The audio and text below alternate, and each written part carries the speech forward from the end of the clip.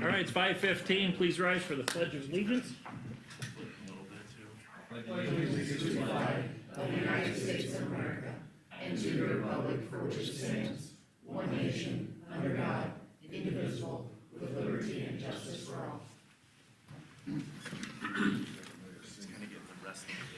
All right, we're going to resume our budget talks.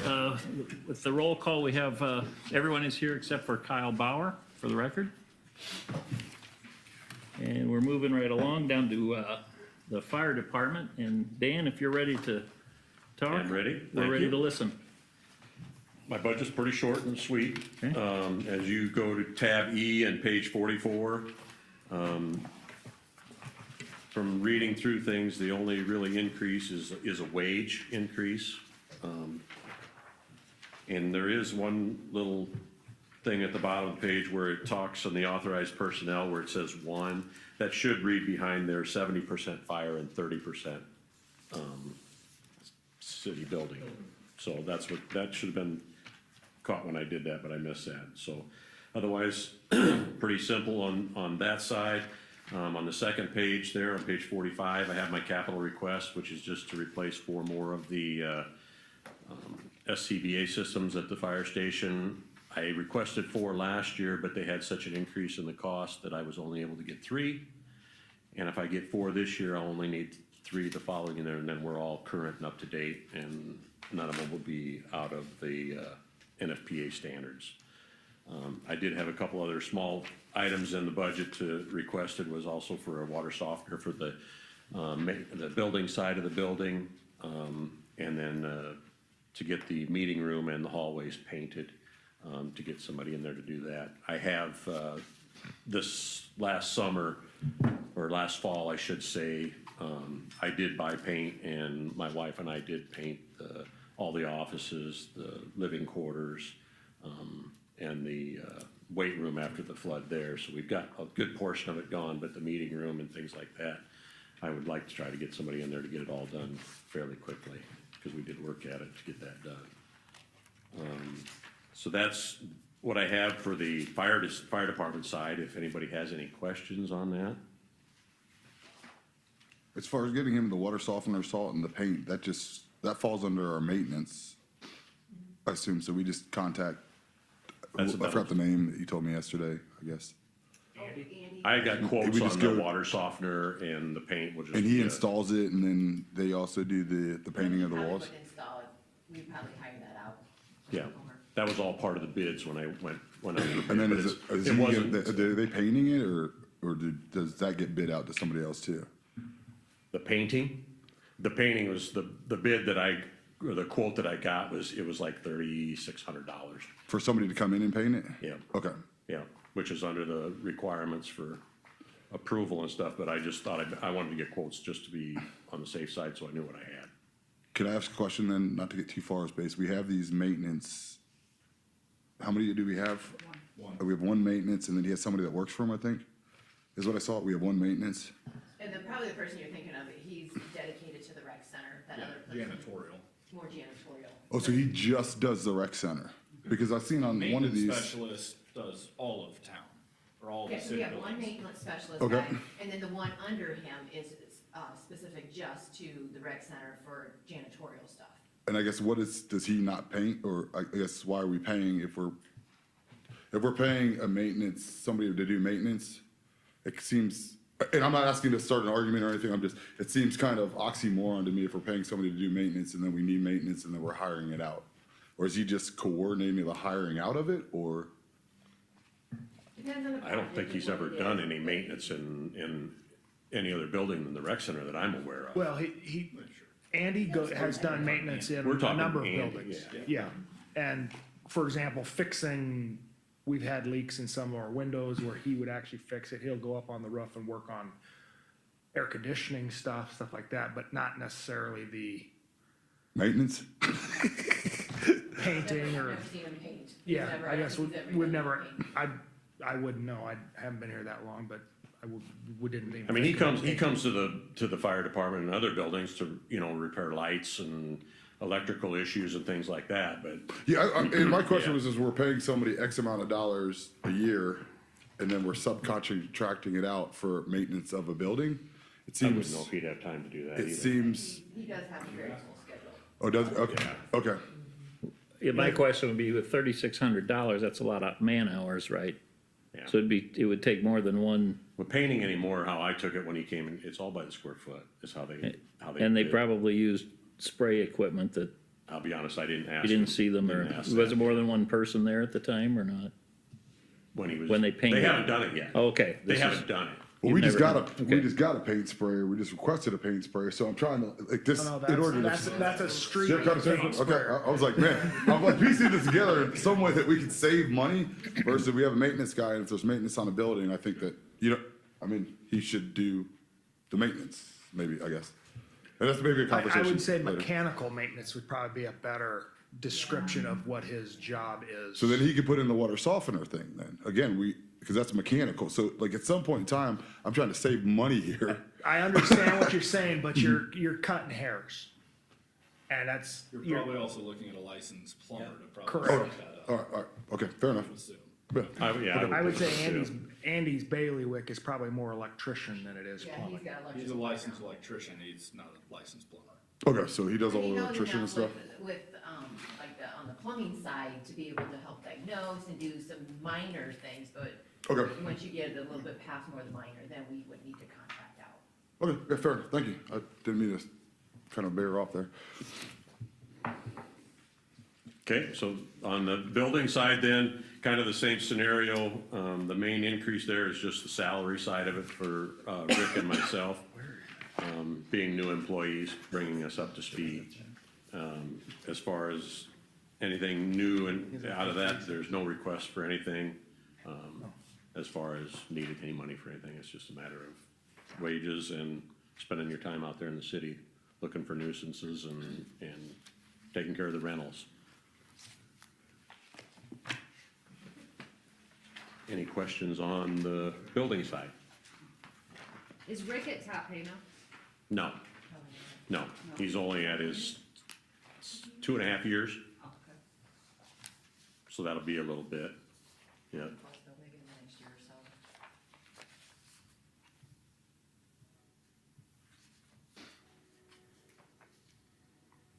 No other questions? Keep doing good work, man.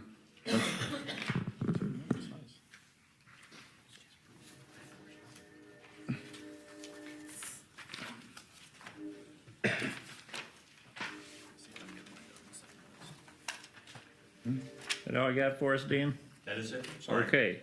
I finished. That works fine with me. I will tell you real quick though, and Carolyn had asked me about, number of firefighters current.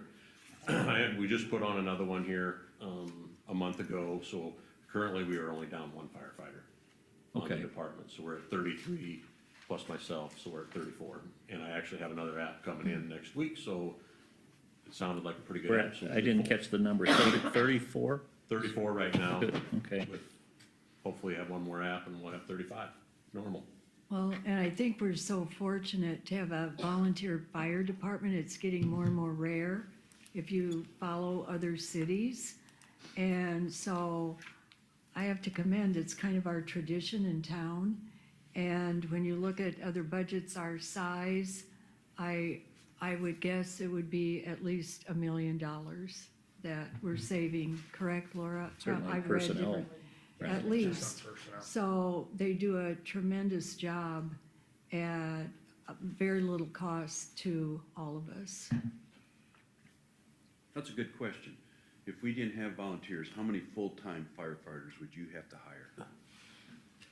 You know, currently my son is on the Lamar's department, and they have full-time paid, so they have, the chief, the assistant chief, and all of the officers are full-time. And then, so in their world, they have those guys there, that's the first truck out, and then they still have to have volunteers behind that to come in and join in. So I really, I don't know. They're in the same boat. They currently are short volunteers up there, a couple short. Volunteers are tough to come by. I know like Fort Dodge with John Schreck that was, applied for this job, and they currently run out of, when they have a fire call in the city of Fort Dodge, they go out with three, maybe 4 guys on a fire truck. And there's no rescue truck behind it, they run with the fire truck, and then, again, they wait for, on-call volunteers to bring the second equipment and come in. They have a really aggressive, attack pattern when it's a house fire and thing. It's completely different than what we do here. Yeah. So that number, I have no idea. Okay, Hopefully we don't have to get to that, yeah. you know? City of Fairfield has 3 full-time drivers. And, yeah, I think Red Oak has 8. That's a $400,000 or $500,000 budget there too. Yeah. I would think. I know, you just for can go that. online and It's look been a at while. other budgets. It's at least $1 million for a town our size. Last from me, unless somebody else is, but those breathing apparatus, what's their life, 10 years. life expectancy? 10 years? Okay. Almost all of our NFP-approved equipment, helmets, Okay. coats, bunker gear, masks, all that stuff. is They probably actually have an expiration date on them, There's don't no they? expiration Expiration date, date. there's a born on date on them. Oh, okay. So we know what year we purchased them. Are they less expensive if you buy more at one time, or is it no difference? No difference. Okay. No. Thank you, Dan. And I think last year I went, like I said, I put in the budget for 4 and I could only get 3 because of what I had budgeted. They went up like $1,200 each or something like that, and yeah. And I think on our schedule, the only thing that, like I said, we look at is, all of the breathing apparatuses and the tanks that go along with them, which are separate. We have those now patterned out, so it's not like we have to replace them all. Where before, what I'm catching up now is everything's expired at the same time, and now we've got them spread out to where it'll be easier to, we won't have to do 20 or whatever we have. We can do 3 or 4 a year just to keep them going. All right. How about Wendy? You ready? You're next up. I am ready. I don't get to present very often to the city council, so hi guys, I'm so happy to be here and actually talking today. So I gave you guys all our annual report. This is something that I put together from our state numbers, and I put it together for the library board every year, so I thought you'd like to see that. I am not gonna sit and go through it, because I don't think that you want an hour long of me talking about how wonderful the library is. It is wonderful. For our budget, the main changes here are gonna be in the personnel services. Page. It's on page 50. 50 and 51. And tab E.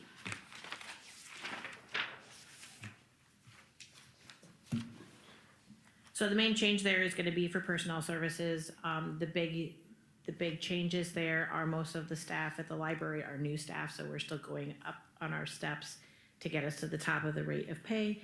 And I did have on the next page, on page 51, I do have an increase, a slight increase for the part-time workers at the library. It equates to about 6 hours a week is all. But we do have that increase budgeted in there as well to try and cover some of the times that we have increased programming at the library. Or also, we would like to have someone at the children's circulation desk most of the time that we're open, and right now that's just not being utilized. So we need a little bit of extra coverage to be able to flex somebody over there. And then in my just for Jason section of notes here, I do have, so the ask for the library from the city, and I divided that out, that $562,715, I divided that out by the 10,321 citizens in Carroll. So that equates to $54.52 per citizen per year. It's really hard to do like a return of investment on the library because we don't make money for the city. So instead what I did was I used the amount saved in the fiscal year that I report every month to the library board and to the city council. So if you do just physical checkouts of books, movies, puzzles, the amount saved was $1,301,376.50. So if you divide that by the number of citizens, that's $126.09. So it's about 231% return on investment. If you decide to add in the ebooks and the audiobooks, now for this, I use the amount of checkouts that we had and I use $20. So I can buy an ebook for $20, no problem, and read it. If the library wants to buy an ebook, we're not buying it for $20. They jack the price up for libraries. It's probably closer to $80 or $100. But for this, I just use $20. So if you put that in there, then we saved an additional, not an additional. So if you add that in there, it is $1,695,536. Divide that by the number of citizens, and that is a savings of $164 per year per citizen. So that would be a 301% return of investment. So, does anybody have any questions about the library? The other question I have is, our number of library, are we doing anything to increase? First of all, thank you, because the more people that get going there, you know what I mean? Like, Yeah. I see that on our population, our library number cards are down. And the quickest way to, is there any plan to increase or educate the mass, educate might be the wrong word, but to spread the word that, you know, we want to increase our library cards and our library card usage? So we do a big push in September for National Library Card Sign Up Month. So we do that. A lot of ours come in the summer from summer reading. And a lot of those numbers that you're looking at, they're comparing to like COVID numbers. And during COVID, we actually had a lot more library cards because people couldn't get out. There were a lot of things that were closed. So they were doing a lot of checking out online, using our online resources that they had to have a card for. And those expire automatically in 3 years. So we do catch those people usually, especially if they're using the online resources. You can tell if somebody uses Libby. When their card is about to expire, they get a notice and they're calling in like immediately. Hey, what do I need to do to get this renewed? Because I need my books. I have things on hold. I'm like, I know you do. I've got it. Don't worry about it. So most of that is going to get caught back up in renewals. And then we do a big push in September. Sounds good. When you check out an ebook, when a person checks one out, how do they only have it for a certain amount of time or what? Yep, Is that they how get that it works? for 3 weeks. 2 weeks. 2 weeks. Okay. In the library, it's 3 weeks. On the Libby app, it's 2 weeks. And it returns automatically. Okay, So it's nothing that It's we have to do, programmed which is to- nice. right. Yeah.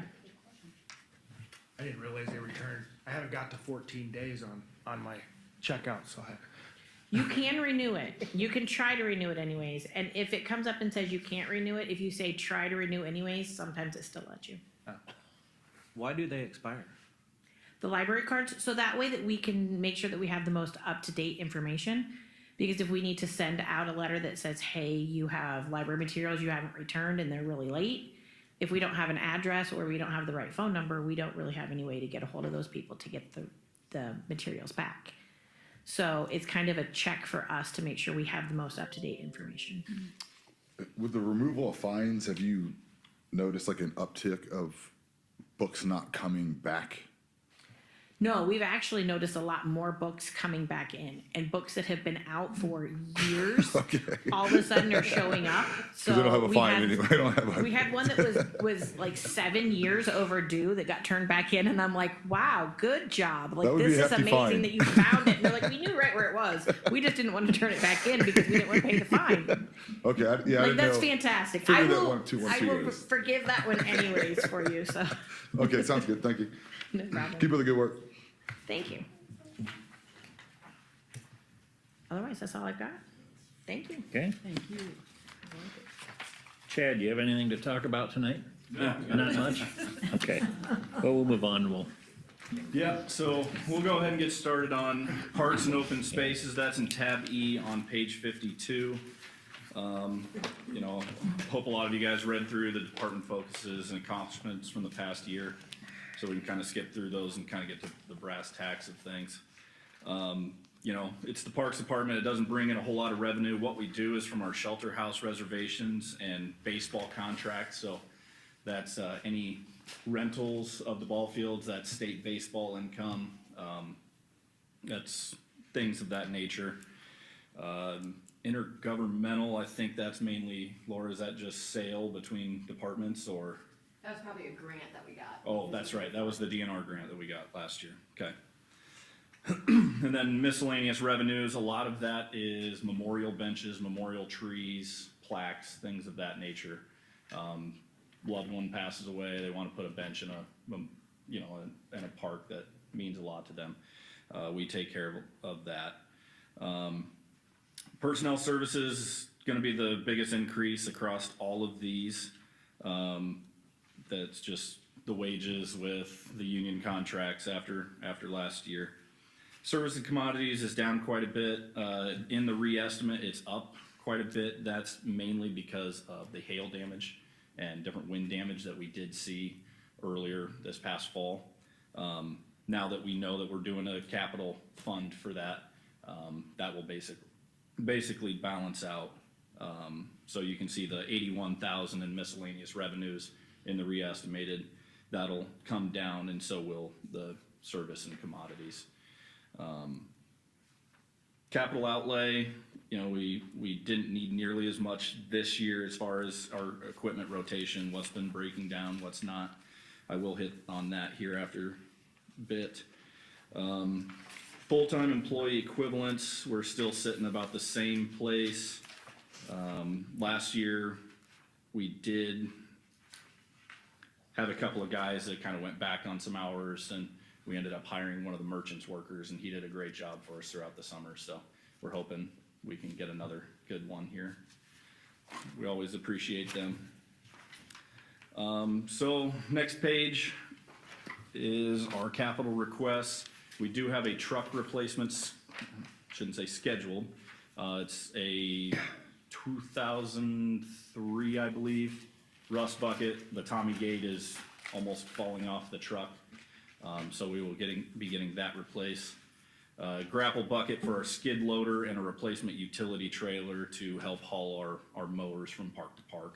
The one we currently have has broken a few welds over the past years, and it's just starting to fall apart. So good time to trade that off, sell it off, and get a new one. Other side, we do have a new reel mower for Merchants Park. I wasn't able to get a hold of Scott. He's been out of state, but talking to Tom and Scott Hawkinson, it is well over 20 years old and has been down at Merchants Park ever since it was brand new. Again, it's on its last leg. For a park that nice, we do need to get that updated. We have a stand-on mower, which takes care of all the downtown areas. We do have some sport court repairs, so that would be basketball courts and tennis courts, just some cracking that we've seen that we're gonna get filled, replaced. And then Rolling Hills Park driveway repair, we do have 15,000 set aside in local option sales tax as of right now. With the work that's happening down at Southside, as far as the storm sewer project, there actually may be some work that needs to be in that area anyway.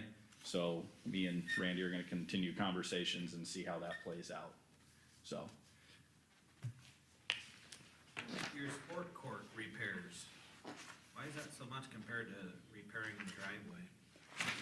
The driveway would be, basically just a small concrete, we have an area, it's not the whole, parking lot, it's an area that's basically, undermined itself because of the drainage coming down through that district. It's just kind of collapsed on itself, so we're just gonna cut it out and replace it. For the sport courts, that would be probably the tennis courts and. Resurfacing it, is that like? It's not a full-on resurf, it's just taking care of the cracks that are on there. It'd be basically spraying those out, caulk fill, and then repainting over the top. Chad, on the driveway repair, there's a section as you go immediately down That's into what we're it, and talking. it's on the north, yeah, and it's like full of blacktop asphalt now, and This spring, we will it's- be putting that's the asphalt part, millings yeah, in that'll there, make but it- that is it's- the area. yeah, that'll make it safer, Yeah. yeah.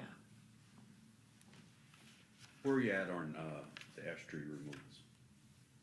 So we are completely done on all city-owned property as far as parks, golf course, cemetery. except for these two that are sitting out back in the parking lot.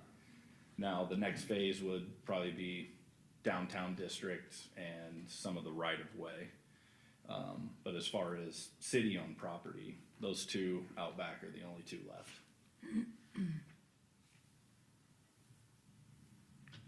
Probably a good thing we were proactive on that a long time ago. Yeah, So, especially the cemeteries all, cemetery's All done. cleared. well, because I remember there was a lot of them out there at the, I wish I wrote down the actual amount of trees, but I mean, it amounted to 500 or 600 total trees. and did we replace these with anything? We're doing what we know we have the capacity to replace. This past year is about the most we can replace in 1 year, and it was right around 100 trees. And that was also partially in thanks to the DNR grant that we got, Okay. which was specifically for replacing after ash tree projects. Okay, the sport court repair, is that done by someone here, or is do we have The to? painting probably will be, but as far as coming in and doing the crack sealing and the spraying out, that'll be done by a A bid, company. Yeah, or okay. there will be a bidding process. Okay. Any other questions in parks? Shelter house fees, will that be part of the? Yeah. Yep, we're already starting to take a look at those, so. All right, turning the page, you're now on golf. That is page 54 in tab E, and it is 122 and 123 in tab I. Again, one of the biggest accomplishments from this past year, it's our best revenue year we've ever had at the golf course, and following along with the PGA and all the statistics they put out, they came out and said this week that this is the most rounds of golf ever being reported back to the PGA. So golf is one of the things that was revived and really made stronger by COVID. It's one of the only things you can do, and there's a new love interest back with the game. Of course, we do have the pump house project coming this fall. We're tracking along with some of the open submittals and things like that, making sure they're getting things ordered in a timely fashion to have that start basically the first week of October. Revenue side, we don't have much of a change on there from last year to this year. The miscellaneous revenues there again is usually memorial benches. That's kind of the main one there. Otherwise, it's just down to golf rentals and green fees and memberships. Personnel expenses, personnel services are up. Services commodity up just a tad from last year. Main driver behind that is grass seed, fertilizer, spray, all of it is going way up. But we think we're in a good financial place that looking at our orders from this year and kind of outlooking them for next year, that's a safe place to be. Total full-time employee equivalents, that's remained the same. We do have a part-time employee that's only going to half days and possibly another one that's coming off completely, so we will be looking for some extra workers out there this summer. As far as capital item requests, all four are being projected to come out of the general fund. Number one being a utility cart. That's basically just a driver to go cut holes, different odds and ends things across the course. The reason why we're replacing it, about 18 months ago, it caught fire on the golf course one morning, and we just got it back a month ago. So we went 17 months without it and basically pieced it together with another old cart that we had laying around. It was a fun couple of months dealing with insurance on that, but it's in much need of repair. Tractor and loader, that's 15 to 18 year unit. Same thing, we generally do not replace anything unless it absolutely needs it. And this one is one of those that's kind of teetering on that edge. Greens mower, that's actually replacing our oldest greens mower. We have 3 at all times. One specifically to do the verticutting on the greens. The two others are getting sent out to do the actual mowing of the greens. This green mower was actually purchased in 1999, and it's the one we use for our verticuts, so it doesn't get used nearly as often as those regular green mowers, so that's why the verticuts are actually being requested underneath. But this would be just a replacement of both of those.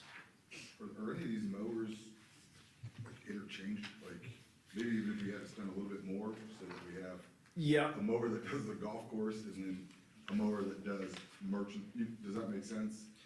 Or The amount of time, so basically the greens are getting mowed every day. So that one basically has to stay at the golf course at all times. We have the other one of the two of the three that I said, that does the collars only, and that goes out every day, every other day. Merchants actually gets mowed every single day. It's basically like playing on a tee box. And that's what allows us to have such a high level of play. It's not a normal mower that goes on that field. Okay, fair enough. I didn't know if there was like an attack, like, you know, the A quick attachments where attach or you- something like that. where No, you they're could- generally just yeah. mounted there. All right. Fair There's- enough. So, All right, appreciate it. yep. Any questions on golf? Yeah, the golf cart rentals, what did we initially pay for all those new golf carts? It was right, I want to say it was 97,000, 94,000, For I all of believe. them? All of our brand new carts. So you paid them off in 1 year just on rentals? Mhm. Wow, all right. 101. 101. Yeah.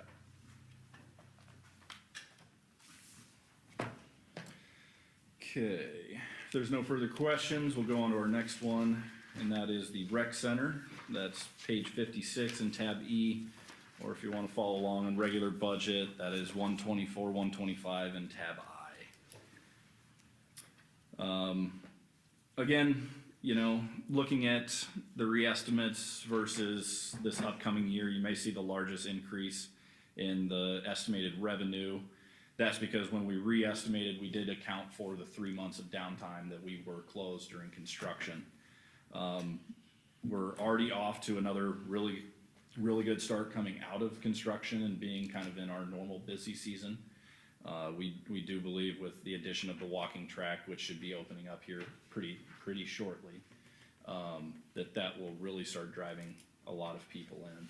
And then obviously on top of that, looking at our fee schedules and things like that, we can go back and start looking at a re-estimate for next year on what the new revenue will probably look like with the probability of having an increase in our membership costs. Miscellaneous revenues, you can see the 32,000, that again is due to the hail. So that will likely be wiped clean along with being brought down in the services and commodities side of the re-estimate, because again, that's going to a capital fund instead of just staying in the general fund.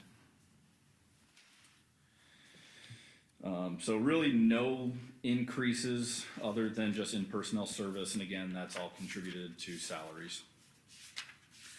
Still maintaining the same amount of full-time equivalents. None of that has changed. Exercise equipment is our only capital request item. We try and keep a lot of things, I don't wanna say on rotation, but it's stuff that's being used daily. You know, we've got some treadmills down there with probably 8,000 hours on them. And they just need traded off and let go. Along with obviously trying to find new and more interactive ways to utilize our spaces. In tab U on page 254, you don't have to flip in it. There is a rec trust fund.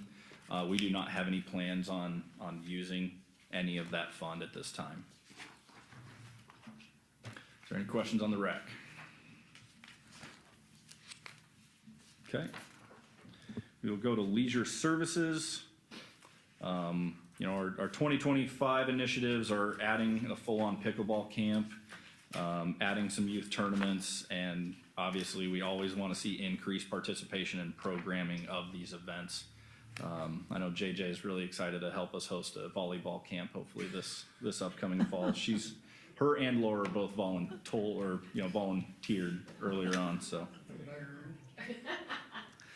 We really have no large changes out of leisure services.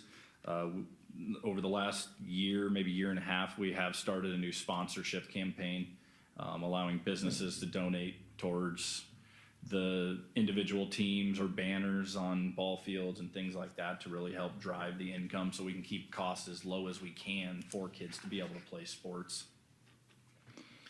Are there a lot of, like, are we giving out a lot of like scholarships, I guess? We don't Does that necessarily give out number- any scholarships for anything. Because But- this is all the sports here, right? This is that we do Correct. it. It's sports and special events. They So- pay to do it, Correct. and then they pay to, the kid pays to do it. And then do we have to pay for rentals of like the fields and stuff? This doesn't make sense, like, it doesn't make sense. I figured that would be profitable. And not to the tune of 170. It would be, but we also do have one full-time employee and a full-time secretary out of that same budget. So somebody that handles all the registration, somebody that handles all the scheduling, all the lining up of not only organizing the events, organizing the teams. I mean, that's a full-time job in itself. And that's the person that's the recreation program specialist. And then where else are we? Because that's still a huge number, I guess. I don't know if I'm missing something or. Well, our main expense is, those two full-time employees. As you can see, and that would be the personnel services. Now, if you were just taking those two full-time employees out and looking at services and commodities versus your revenue, then yeah, it's making money. But, when we have two full-time employees that are taking care of all of this. So they're making. That seems. That's all their benefits and stuff on Correct. top of. That's everything. It's not two employees making $202,000, no. Like I did 20 years in the Marine Corps, I needed to be a secretary. So personnel services would include insurance, IPERS, Okay, I medical, was- training. That's and where their my confusion salaries, was. part-time And then the salaries, 81,000, so- is that just, I don't, because like, I mean, we have the fields, we have all that, like, it just seems weird that, I figured that, I'm just shocked that it's not profitable when we have sponsors paying for the uniforms and we have individual Sure. kid registering Yeah. for it. If you look at last is- year, we brought in about 132,000. And really outside of our personnel services, it cost us right around 70, just call it 80,000 to run all of our youth sports. Again, that's also, that's your umpires, your officials, that's shirts, that's new balls, that's netting, Okay. everything like that. Oh, that makes All sense. tied then. into Okay, it. yeah, I was Yep. just looking at those numbers like, whoa, what? So, thanks, Chad, I appreciate it. Yeah, no problem. Sorry about that. Nope, you're good. Well, your fees are reasonable too. Oh, yeah. Yes. Yeah. And I Part know of that this- we that's did part have of to the city raise, service. we did raise our fees for soccer this year. And I know that's already helped tremendously. So, we've never raised our soccer rates. Oh, I shouldn't say never, but over the past 10 years, they've stayed the exact same. Obviously, nothing now costs the same as it did 10 years ago. So again, that's why we're trying to find other opportunities, bringing in advertisements and sponsorships to help keep those costs as absolutely low as we can for kids to come and play. Then the only, I guess we got two capital item requests.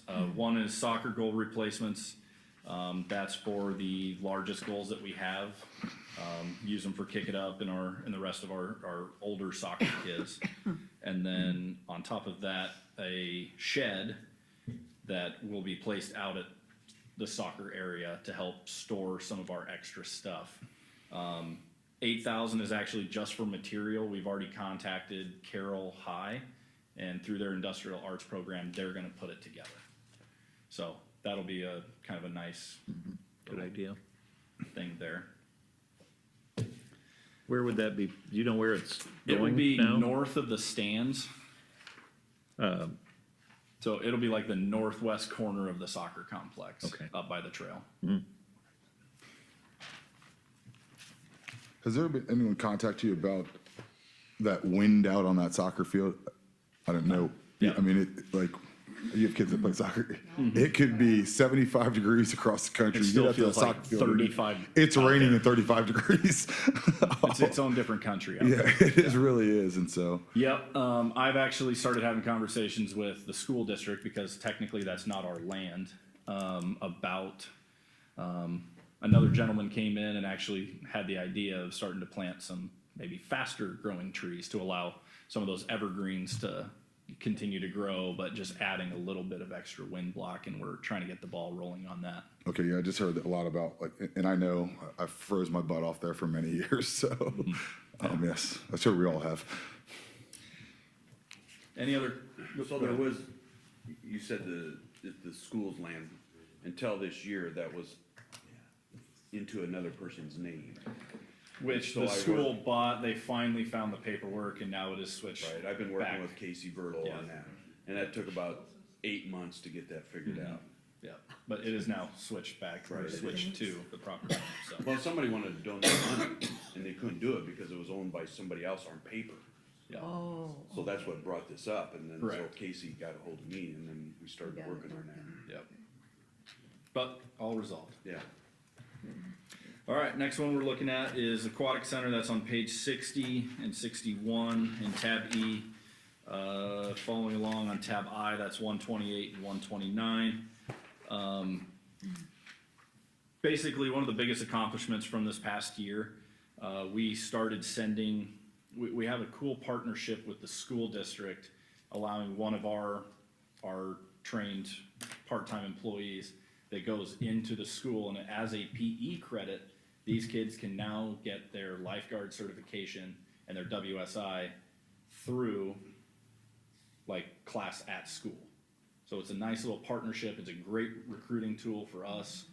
We just started another round of it, but I believe we got 10 total. 6 in the first one, I think 3 or 4 in the second. So it's been a really good recruiting tool. That's kind of one of the main ones that we've really pushed for this year, because as every town in the county knows, lifeguards, there's just not a lot of them out there, or people that want. You have to be a certain age to qualify to be a lifeguard, like 18 or 14, you can. 15. Junior guard, 15 for a regular Yeah. guard. Correct. Okay, Why, you wanna be one? no, Okay. I might need one. I'm asking because I might need one. I'm not swimming here on duty. Going down through finances, in the miscellaneous section, you see 29,000 in reestimate. That again is because of hail damage. That's obviously going to a capital improvement fund. Other than personnel services, really, we were able to scale back on some certain things. Personnel services is obviously up because of full-time employees, and also just because of our wage increase that we enacted last year for all of our lifeguards. FTEs staying exactly the same, and we have no capital outlay items for this year.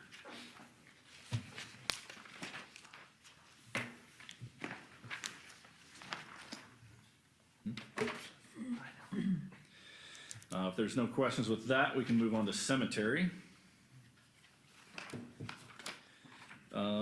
Cemetery for this year is, as far as our revenue goes, that's another one that we're gonna take a look at. We've been working with the local, with Woodhouse and, what's the other one? Sharp.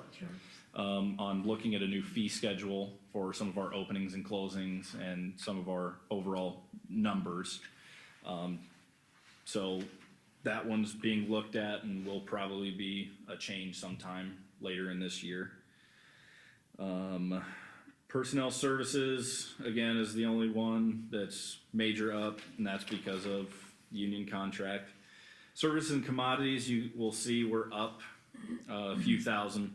Again, that directly contributed to seed, fertilizer, spray, different items taken care. And then we also had a couple of smaller requests that we needed to use. Basically, we just included it in the services and commodities this year. we gotta replace a gas, or we have to have an additional gas cabinet, per our insurance company. And then we are also looking at a brand new, blade grinder for his mowers out there. So, something we haven't had, it'll save us an absolute ton of time and help him work more efficiently. But those are one-time purchases, and then those will be coming off the regular schedule. As far as employees out there, we still have our main cemetery sexton, and then 2 part-time employees from basically spring through late summer. And then no capital requests, because the 2 small requests we had were put just into our regular day-to-day operations. With cemetery, we do have perpetual care fund that is in tab U. Yeah, that one's tab U. That would be on pages 239 through 245, I believe. We have, obviously, that's a percentage of sales from each deed of plot in the cemetery, and that money just sits in an account, and in the future we'll take care of the cemetery. That is all I have for cemetery. Did we get the vault in place for when somebody is cremated, the ashes, they need to be in a vault now? Did that ever get in place? What do you mean? Well, last spring when Mike Powie was here, we were approached by Woodhouse, or I was approached, that they should be in a vault now, the ashes. Oh, instead of going in the ground? Well, You're saying, in the or- ground, in a vault in the ground, so they don't Oh. cave in. That hasn't been in place yet? It's never once been brought up to me, Okay, Was- okay. so. Is that like a state requirement type thing? I was gonna say, that was my next question. but Yeah, I don't- That's something that we hadn't ever heard about. I don't think it's a state requirement. I wouldn't You need to think so. have the vault, the urn, Right. have it You in can't the just urn, put but an not urn in the vault. ground then, you have to put it in this vault, just like a casket. That'd be additional, yeah. You have your Right. urn, you'd put it in the vault, and, yeah, but So I think what it's if- just the urn needs to be. Woodhouse came to me with this problem that, you know, because they're not in a vault, the ground kind of caves in, or if they're, you know, trying to find something, then they hit that urn and break it, and so. But, so I worked with Mike Povey Weaver on that, but I thought it was taken care of. Okay, If it has, it was without my knowing, but that would be on the cost of the person putting that in the ground. So yeah. that would basically be coming from Woodhouse or Sharps. Because it wouldn't be on us to do. Right, but I was just wondering if that requirement was made.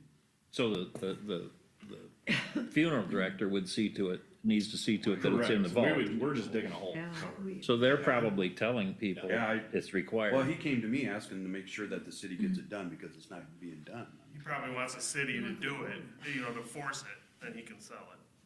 Oh, Yeah, to I don't see- enforce, make a rule that it, Yeah, if the city has a rule, you need to have a vault, then he'll tell But them, yeah, well, city my requirements. understanding is that's not a requirement by the state. I so. don't think it is Oh. either. I've never heard of that. Well, that's what was brought to me, Well, sure. so I talked to yeah. Mike about it. Check into it. I'll look into Okay. it, but, Check, yeah, check with other towns. yeah. couple questions I have. Sure. The deed fee, the $250 up on revenue, I mean, that's just per deed, you mean, right? It shows like we only do one a year, that's how I read that. Correct, and That's not that's what, not really, right. that's more of, is that sale of It's lot a- from it's a one to $10 another? Fee per deed that we have, well, I guess we wouldn't have to collect. We collect it, we have to pass it on to the state. The state charges us Yeah, $10 for every deed that we issue each year. So we're issuing 25 a year. Is that what that means? Yes, but it might be more than that. It seems like it would be, but, okay, It ebbs and flows every year. your full-time, this is a math question for you, your full-time employees remain the same as they did on your other, but the percent increase is a little higher here, kind of significantly, it's like 20%. as far as the personnel services, Yes, yeah, that's mainly due to the 5% increase in all union laborers from. Okay, but it's this up 20%. upcoming fiscal year. 113 versus 94 is a 20% increase. I know this is just an estimate. Sure, I'll go to So- 130. Walk you through it. Jake is also a fairly newer employee, and I think he is just hitting top of pay this year. And then also. So it would obviously be a little more than, Okay, so That. there is a reason that, Yeah. because if you look at it compared to, the rec center and all these other tabs. Correct, it's not as dramatic as It's it is quite a for bit the- higher. yeah. And also You think that's what it would be, is just the reaching? That, the- and Cemetery. the other thing would be, our part-time hours, we maybe didn't utilize all of them in Okay. fiscal '24. That was another one. We did have a person not. Well, the work out at hours and everything cemetery for are most of the year. Well, are we put shown to that be on the there for same. What was approved, but we didn't probably utilize all those hours Yeah. during Okay. part of fiscal So, yeah, 24. you will see that part-time seasonal go up, and that is just because we did lose an employee early on in the spring and then just never backfilled that position. So this actual 113 may end up lower, because Well, unless we. if it fill ends up being the same number of hours, it could drop. Possibly, yeah, Yeah. if they, yeah, it just depends on if we're able to fill That those two position. part-time Yeah. positions. Okay, So, thank you. yep. How many, I guess on average, how many funerals are we having out there a year or a month or? I know Jake just told me the other day, and I didn't write it down, but I wanna say it was between 80 and 100 that we average every year. Yeah. Okay, It's probably closer to 100. Last year was a really down year. Probably shouldn't say it that way, but call it an up year. it wasn't a great year for us. We'll call it an up But year. it was a lower end burial season. Okay. And this year's already starting off projected higher than we started last year. Okay, So just through kind of that Christmas season in January, we're already up from where we were last year. Dad, I would just stop while you're ahead right now. Let's go. Let's go to something Yeah, else. a lot. Moving along.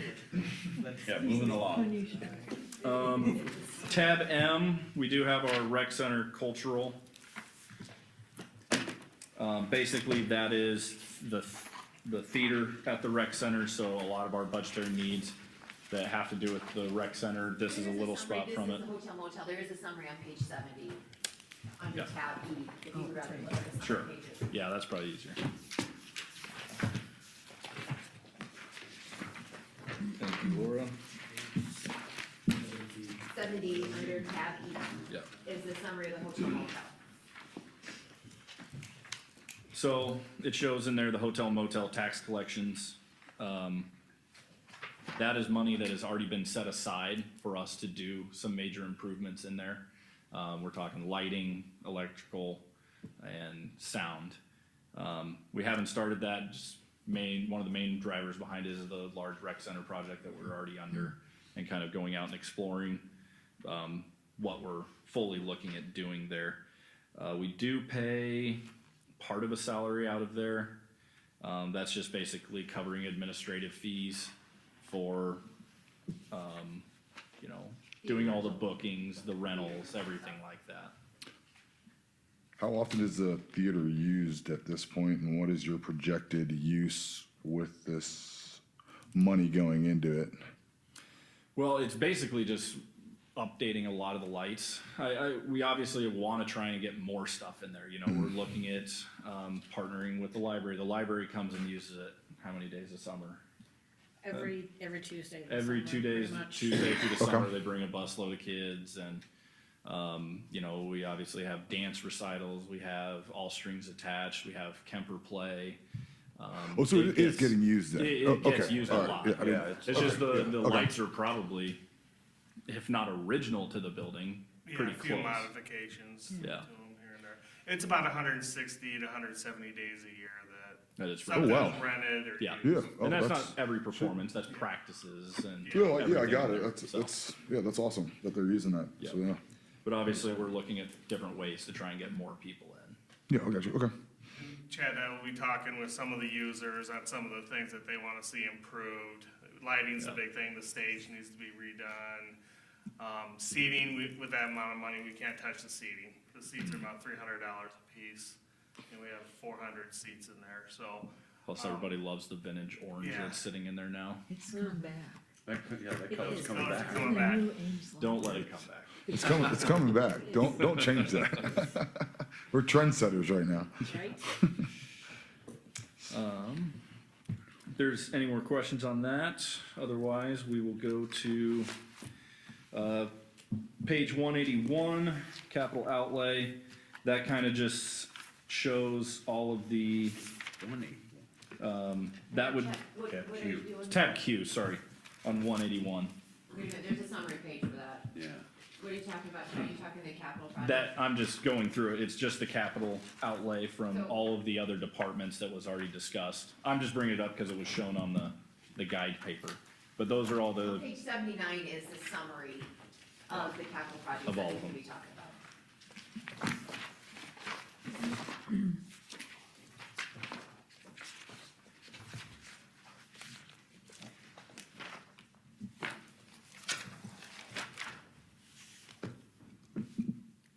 so yeah, going through this is basically just going through some of the other items that we have, whether it's the re-estimates or, the projected for next year. Main ones being on page 80, golf course pump house station, like I said, that's being that's being built right now, everything's getting ordered. That will likely start October, basically the first week of October.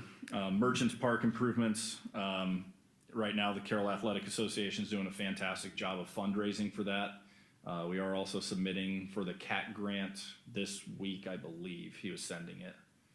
We've already got the acceptance to be able to pursue, but then once he gets it in, either this week or first of next week, we will be fully submitted for the CAT grant.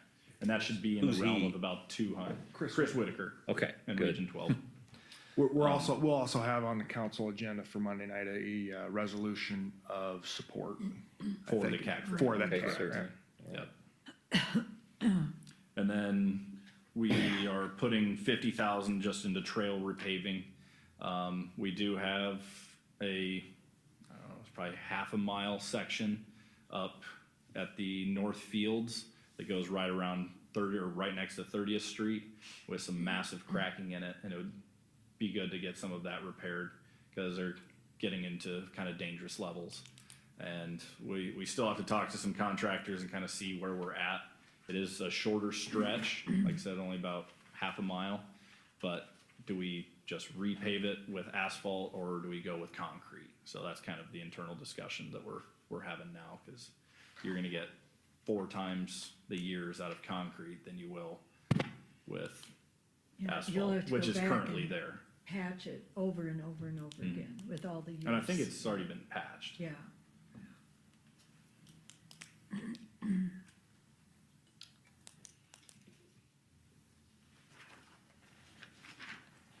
I don't know, is there anything else I need to hit on in there, Laura?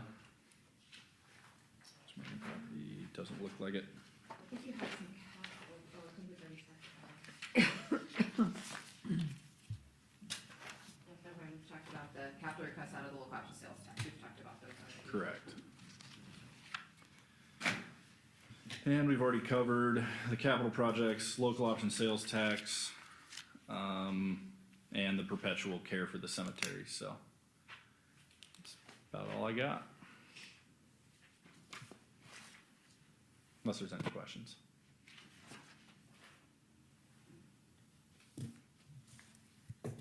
Everybody seems happy.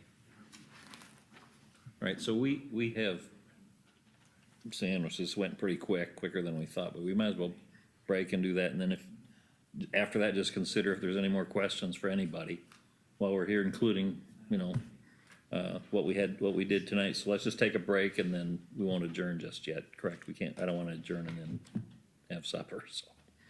Okay, so let's, you said there's Subway sandwiches in the refrigerator for tonight? Yep, I'll go So get let's, okay, we'll do that and then, just decide if we happen to have any questions before we finish up for the night.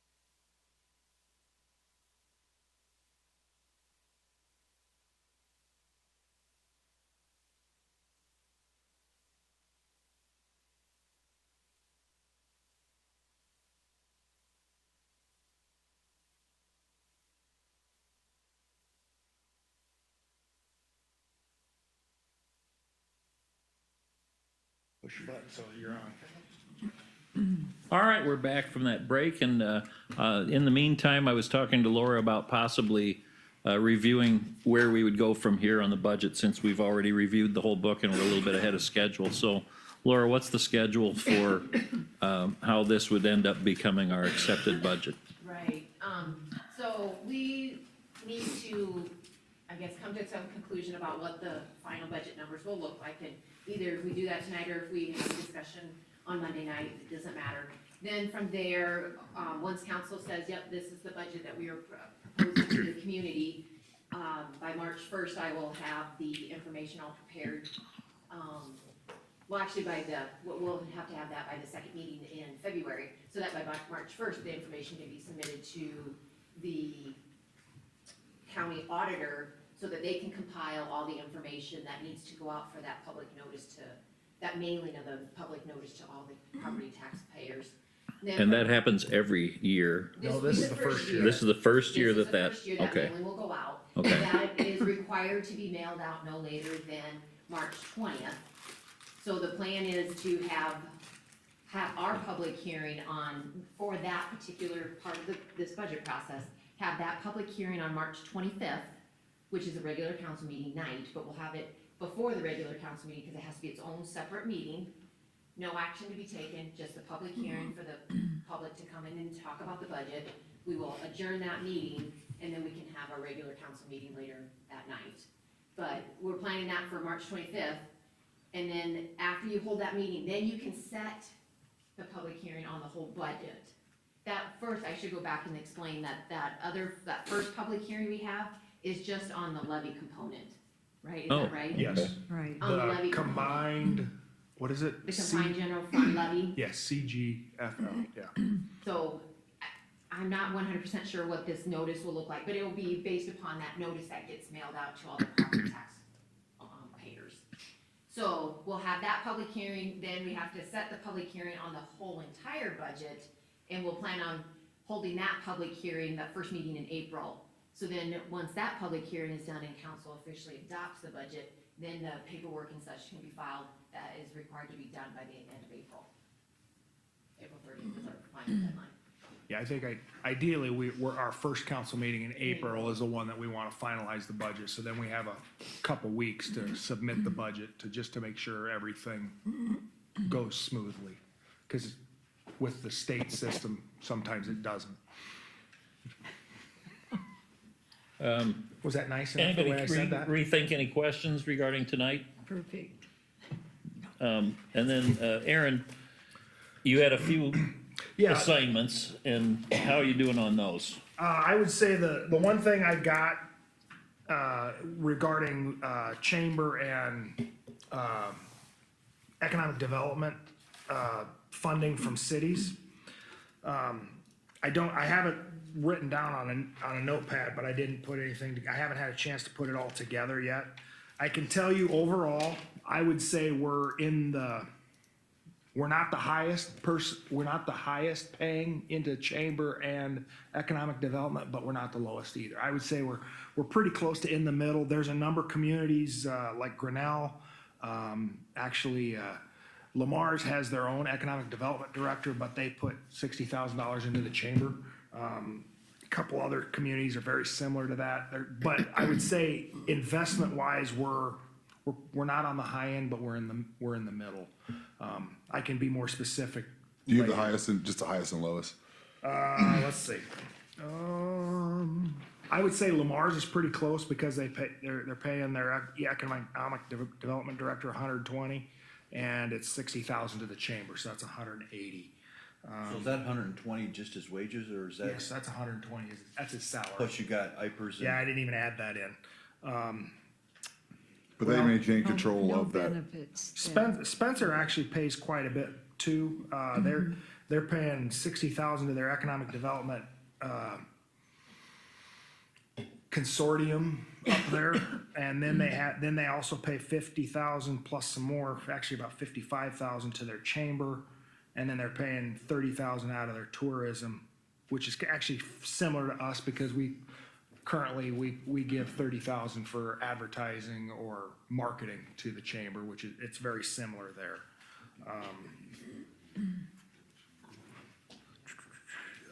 So those are the high end. Yeah, well, yeah, those are kind of the higher end stuff. Waverly is actually, over $100,000 in what they're paying for economic development.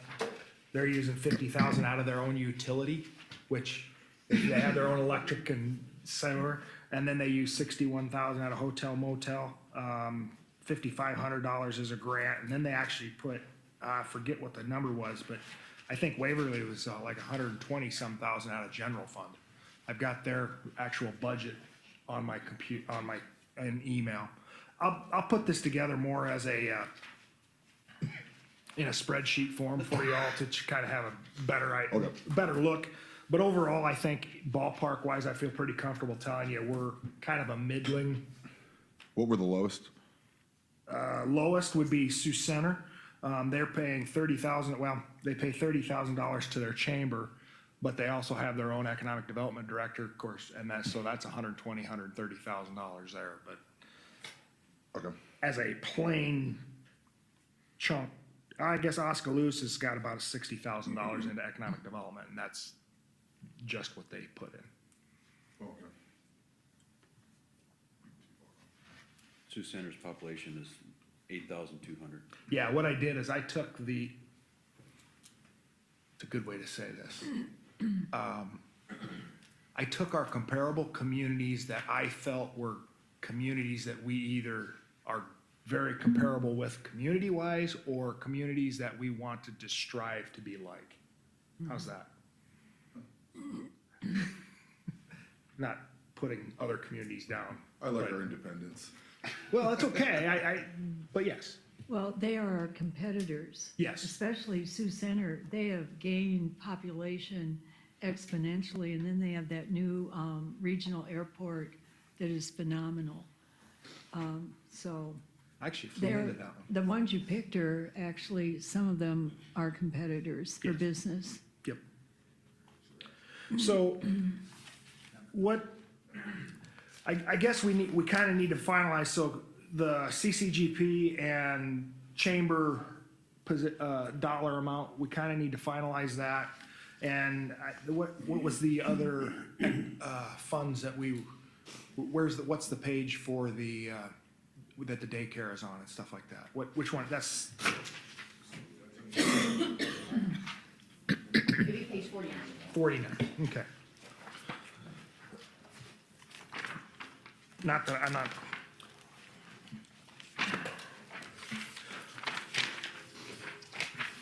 So we need to finalize that. We can, if we finalize stuff tonight and with a discussion, 10, 15, 20 minutes, then we can have our budget and we can kind of eliminate the budget discussion on Monday night. And then just move forward with the budget if we have some direction from the council from going forward from tonight. And Aaron, I wanted to run that past you too, the ask for the money for the band shell out of the hotel motel, the 75,000. We don't have it in budget right now, but I think we could do, I don't know if we have to put it into the budget, but we could certainly give our city commitment, and when the funds are matched, then go that direction. I don't know what. Yeah, looking at the grant applications, they're we need to have a firm monetary commitment. Like one of them in particular, which has a lot of potential, is what is your financial plan? What is the city's commitment? We will not get grants at all if we do not have it in the budget. And we do have a fund balance shown on the hotel motel tax. We have looking at 2025, a fund balance of $346,217. So if we could use 75,000, you'd still have 271, which is more than the carryover from 2024 at 262.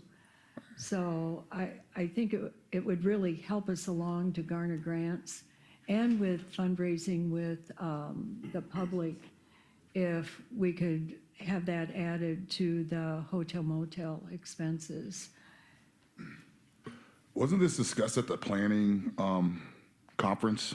I believe that this actually kind of came up and we had kind of, As a priority in our, you mean our strategic planning yeah, I session? just didn't know if there needed to be more dialogue on, I mean, we're more than welcome to have more dialogue on it, but I believe that it was already discussed at the planning, It wasn't one of our top priorities as a council. Well, we, I don't recall where it ended up, yeah, but we well, are we just took action to keep moving ahead. We've with taken the action. engineering With the study. engine, yeah. We just took action to move ahead and have Shive Hattery continue with the process. But we had already paid for that out of the previous. Right, so, yeah, we already paid for Yeah. that. I don't recall that part of it. So, yeah, this, the 20, this is up to you all. I think we should wait until that comes back from Shive Hattery.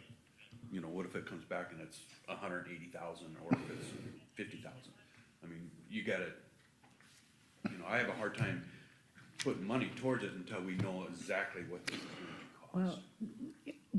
well, it doesn't have to be spent, but the thing is, these grant applications have to go in soon. And the Timmerman and Renzi ones, the applications are going to be out end of April, early May. So it doesn't have to be spent. I mean, you can stop the process at any point.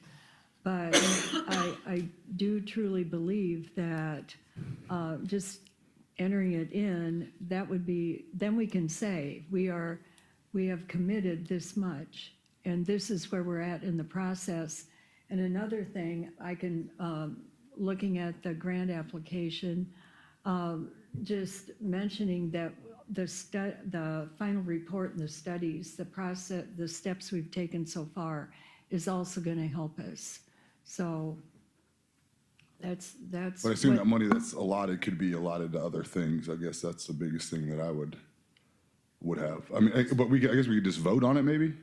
Well, yeah, I was just gonna say, at this point, we don't have those funds allocated, so those funds are accruing interest in the account, and it's not an allocated thing at this point, and it can stay there. If council wants to match the grants, we can say we'll be the match up to this point, and then if we don't get the grants, we don't spend it. Or if they don't get the matching fundraising grants from external sources, then we don't match those funds. I mean, that's, Yeah, my understanding was after the last meeting that we had that it was gonna be through fundraising and we were not gonna use hotel motel tax for the band shell. So I don't know. That's why it's kind of a surprise to me that the conversation's coming back up. So I figure maybe we just ask around if we, Jason, there was no decision made. It was just an ask. And our commission's goal for grants is 25,000. Our commission's fundraising goal is 50,000 because the latest estimate was 150,000. So we're wanting basically a 50% match for the city's contribution.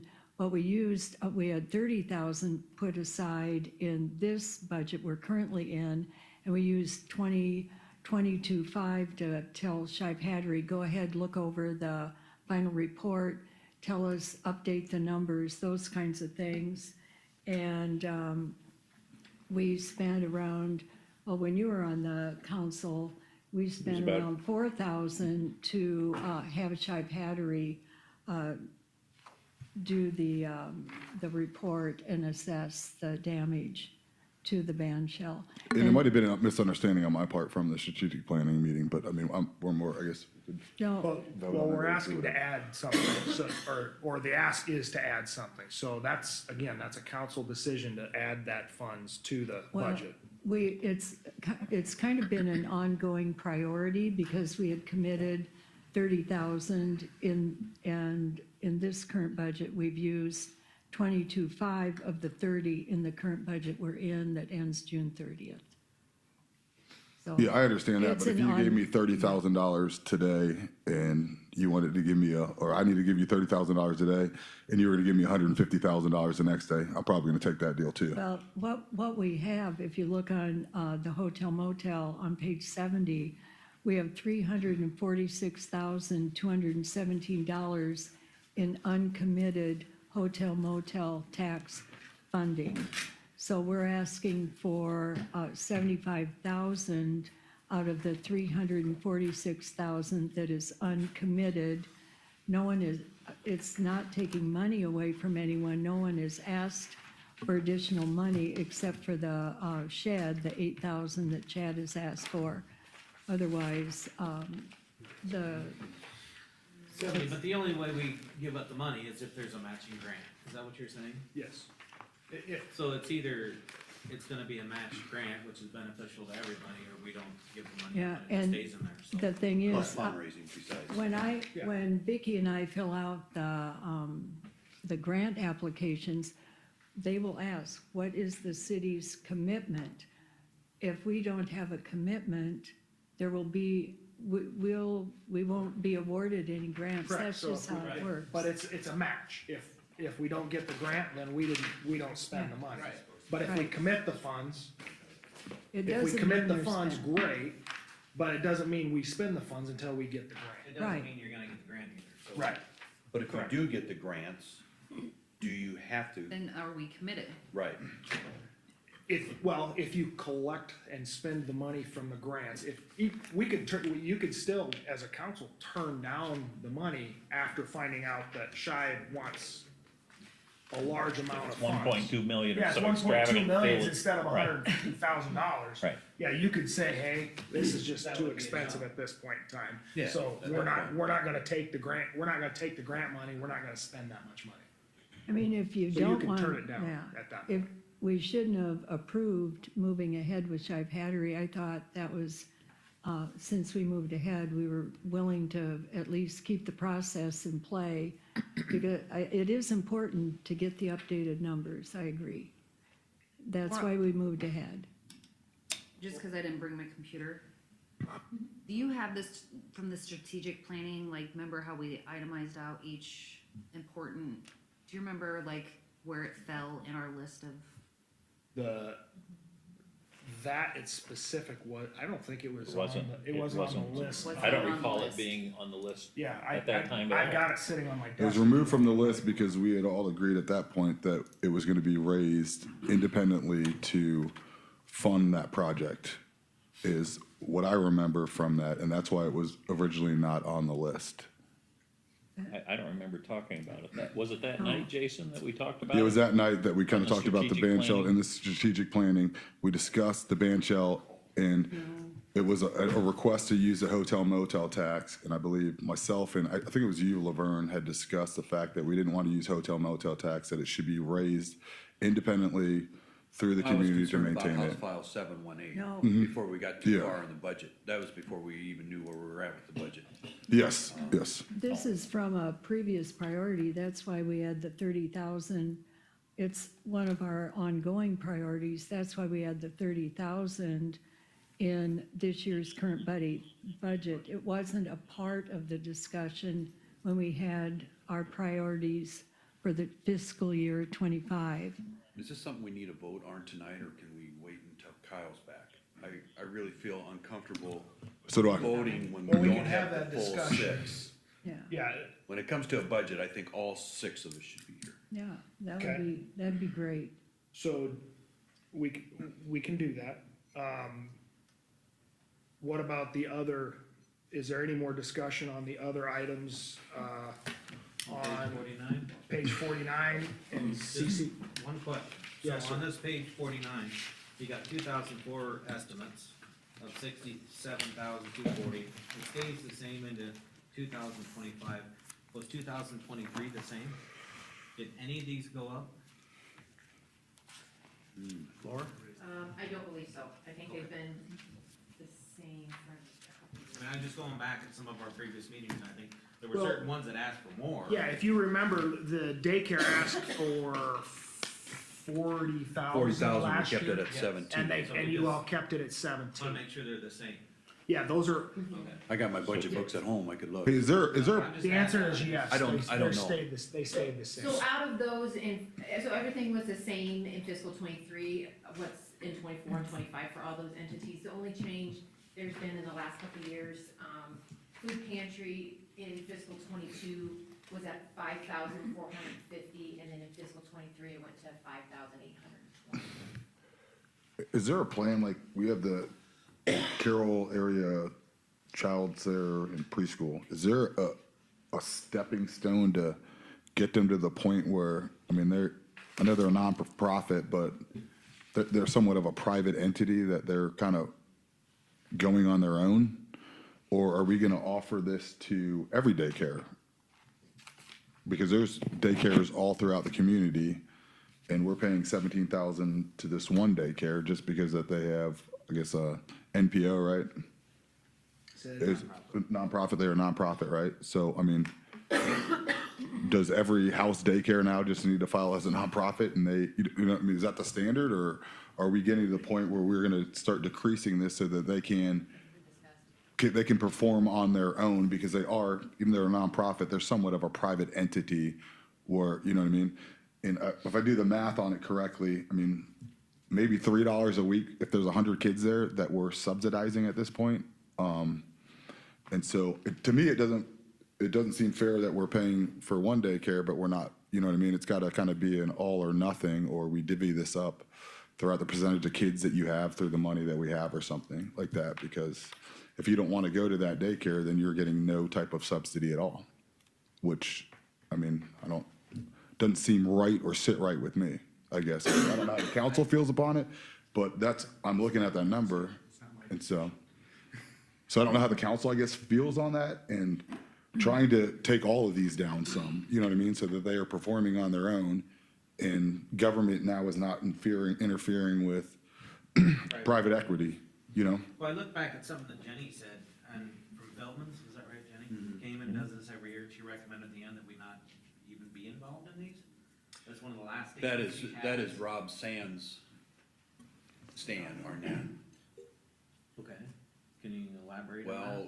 Well, but none of the cities in the state are following his stance, they're bucking him.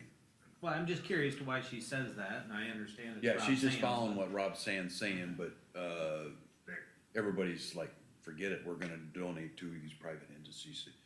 Some of those things have some pretty good benefits. As I'm looking, the RSVP program, the food pantry, new opportunities, those are And I understand those, programs yeah. that help, in need folks.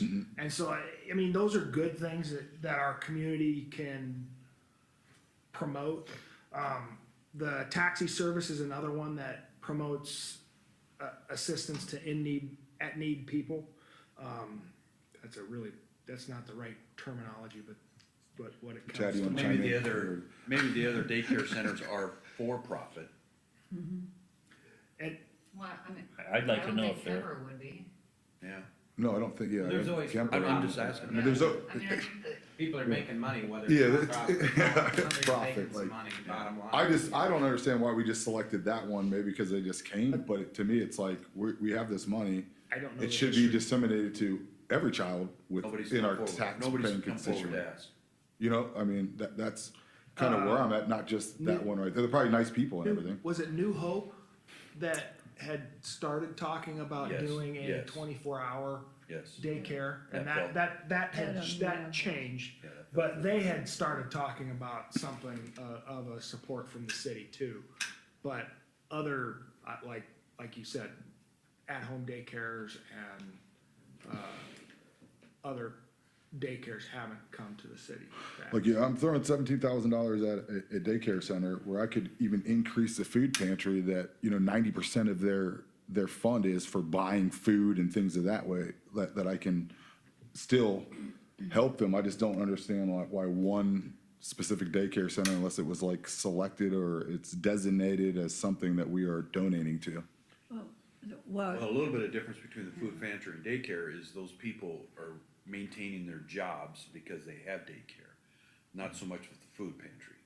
So if you eliminate the money from daycare, will they have to eliminate less kids that they can take care of, and now you pull people out of the workforce to stay home? There is a thought to economic development on that side where people that have jobs can find daycare for their kids. well, There's it an doesn't, economic development Yeah, side. Yeah, excuse me. but we also have daycare openings all the time. I mean, I have children and nieces and nephew, and there's not quite the struggle. I know that they're on a waiting list over there, but there are means We to were- ultimately We were get. designated by the state a daycare desert, and that's why Kemper received a sizable amount of money to start their daycare. And the thing, and I agree with Rob Sand, the thing he's initiated and what Jenny was talking about, and correct me, Laura, I think Laura's on the board of the daycare center. Are you still on the board? That he just wants cities to send a letter justifying these types of donations and explain in the letter how the city of Carroll benefits directly, because there is a shortage of daycares, and, we want them all to remain viable. And Do you know so, when we were designated a daycare desert? Like when like a was, year ago? was it last year? Within the last. So that was coming, Yeah, it was- but it's coming off of COVID where people weren't in their houses and things of that nature. So we have to, I mean, have we re-entertained that? Because Yeah, it seems there's- like there's quite a few options for individuals There's a to lot- go there are- to. There's probably a lot of folks out there that are looking for daycare. And when I moved here too, like, I mean, I had options of where I wanted them all to go. I just don't know. I think that the daycare then should be split up between all the daycares. And it should be, we do a stipend or just sending 17,000. Is it just to make us feel better, or that's what I'm getting at. We just selected one and we're like, hey, we're gonna pick that one, and now you guys, you 100 people that go here get a $3 stipend a week. But if you go over here, you don't. I mean, it's still the same problem. We're just, I guess, it doesn't like make sense to me. Are the kids at this daycare, is any of their spots, are they needs-based? Do you know? No. None at all? Oh, okay. I don't know as if they take in kids, like a certain percentage. If there's any subsidies at all for the families? No. They- Okay, Don't they None. all pay the same fee? okay.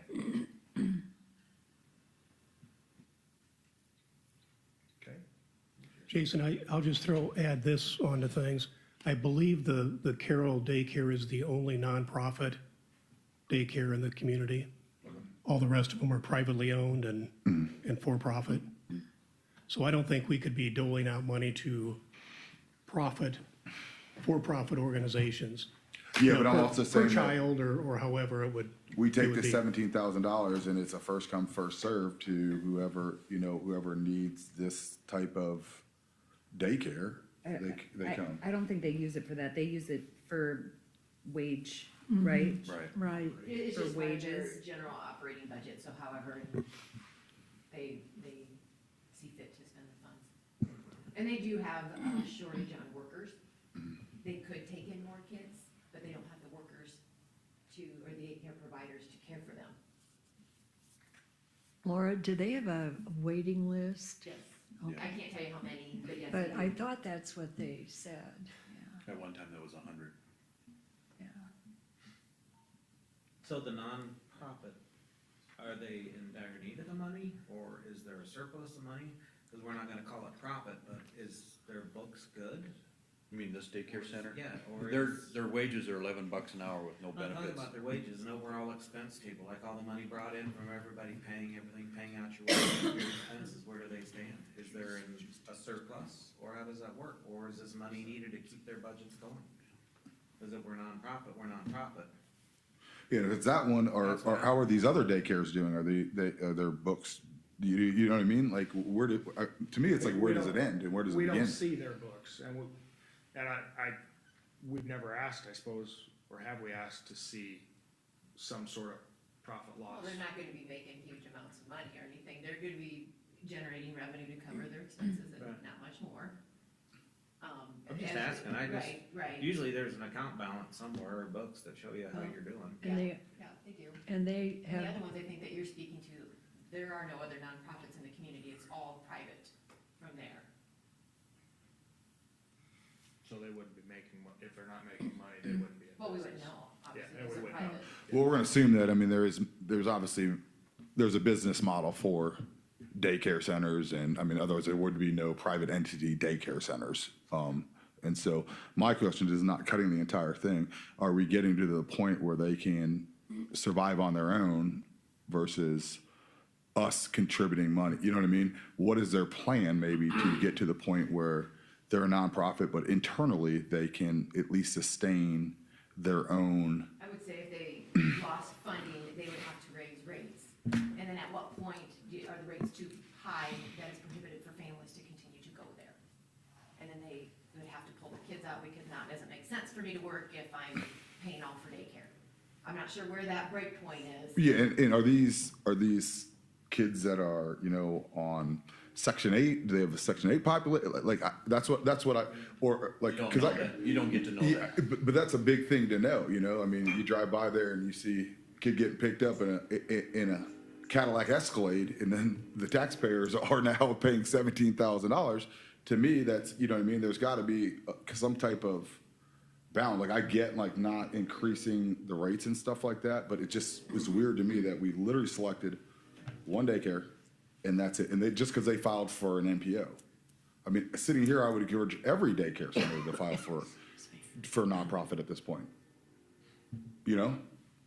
And that's a choice. And that's a choice, but I mean, I would honestly check every daycare to go for a nonprofit, but I assume that they don't because there is a profit in it. And so how do we get this nonprofit to where they're at least sustaining themselves? Does that make sense? And that's the true essence of a nonprofit, is you're not making money, but you're able to sustain kind of yourself. And it's just everyone gets paid and everything else like that.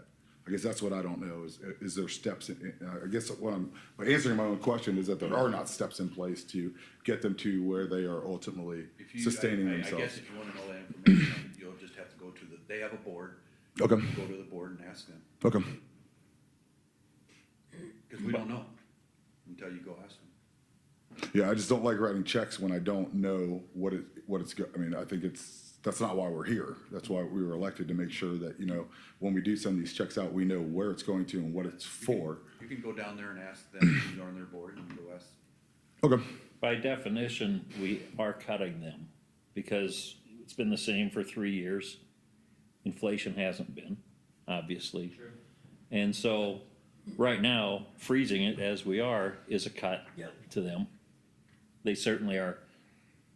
Don't tell me their expenses are the same per child now as they were 3 years ago. We know it's been that at least 3 years, so in essence, we're not giving them as much money as we used to. And I get So- that. And I'll respect the wishes of the council ultimately. I don't think that writing a blank check for $17,000 is good stewards of taxpayers' dollars. Now, if they can explain why that is there, then I do. But I don't think that any of us were elected to sit here, at least that's my opinion, and then just to write blank checks to people and not know where's going into setting them up for further things. That's kind of where I stand, I guess, but I'll respect whatever you guys ultimately want Well, to do. just go down there and find out and let us know. what you Okay. find out. It's the only way we're gonna know, Yeah, and Laura, didn't they last year ask us for 40,000. 43,000 because they were losing their wages? They weren't able to be competitive with their We salaries. can't hold employees. And so, but we kept it at 17,000. Jerry's right, they're taking a 10% hit this. They've lost 10 to 20% in the And last 3 I years. agree with that. It Yeah. just seems, it's just, to me, it's like all these people should have to provide. I would what say they- this, if we decided to go from 17 to 0, that might be a real sticker shock. And I'm not good, I'm saying we take them down in a plan of every year you go down by $2,000 to get them to the point. I'm not saying freeze all, I mean, we're No. not gonna pull an UNRWA here or anything. I mean, we're gonna help them to get them ultimately down to where they're a nonprofit that ultimately sustains itself. And that will free up $17,000 that we could even do a program of people that, you know, are making less amount that truly, truly need, you know, help with daycare. We could do subsidies or something like that instead of just throwing it into one daycare and giving people choices. I mean, you look at school choice now we're all about giving people choices. And I think that daycare kind of should be the same thing because it's very important. I mean, that's a fundamental of the early development of a child. We can't answer that, so So. basically you're gonna have to go down there and have that conversation. Okay, will do. Okay, that's our half hour, It's probably. 7:15. We can adjourn and then, Well, I would guess, before we adjourn, is there other questions that you guys want answered, so that we're prepared to have some more discussion Monday night? What was the pit? The Animal Rescue League, they asked for how much this year? 75. 7,500?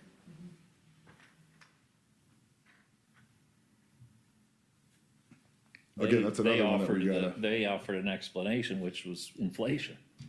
You know, dog food, they said, went up 40% and all these different things, so, you know, that was their concern, so.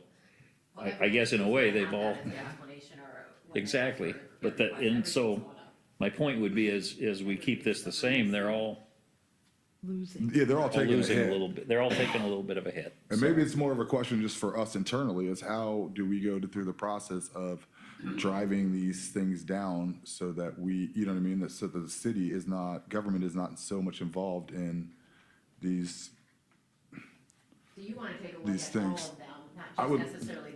I would look at them all across the board of how we get these places that they can provide. And some of them may come out and they say, man, I can't do it. I just can't do it. Like the food pantry, their whole $5,800 might go to food and there's just no, you know what I mean? There's nothing food else we could do. pantry, and of course, the food pantries I'm used to being associated with, their business is nothing more than. You're buying donation- food, yeah, yeah. Donations to Yes. Mm-hmm. supply to the community for those in need. So they will never be able to not have some type of subsidy, would be my thought to.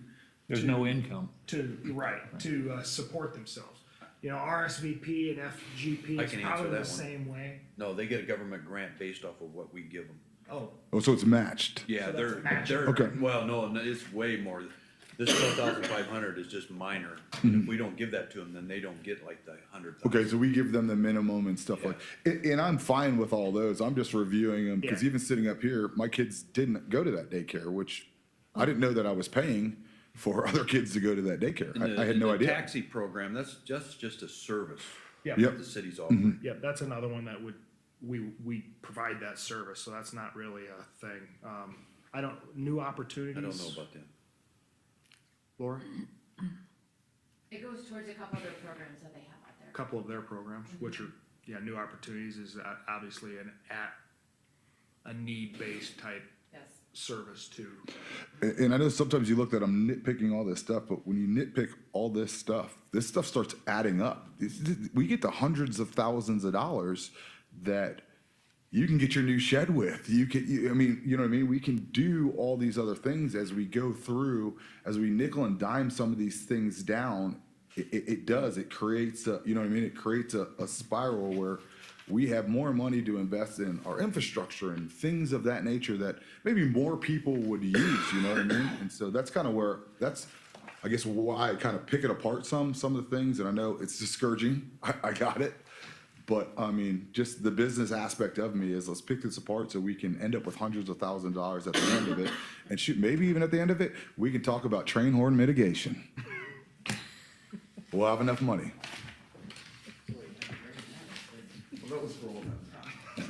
Are you okay with what your question just was then, if there's Yeah, anything? If anybody has any questions that they Right. would like, discuss Monday night, be sure to let us know, so if we need to pull. Yeah, it can be that we have a couple days here to do that, so. All right, I'm gonna look for a motion to adjourn. So moved, by JJ, and a second by Jason. Oh, what, did I misunderstand? You were talking. I'll teach you. Carolyn, Yes. Laverne. Yeah. JJ, yes, Jason, Yes. Tom. Good one, JJ. Where are we?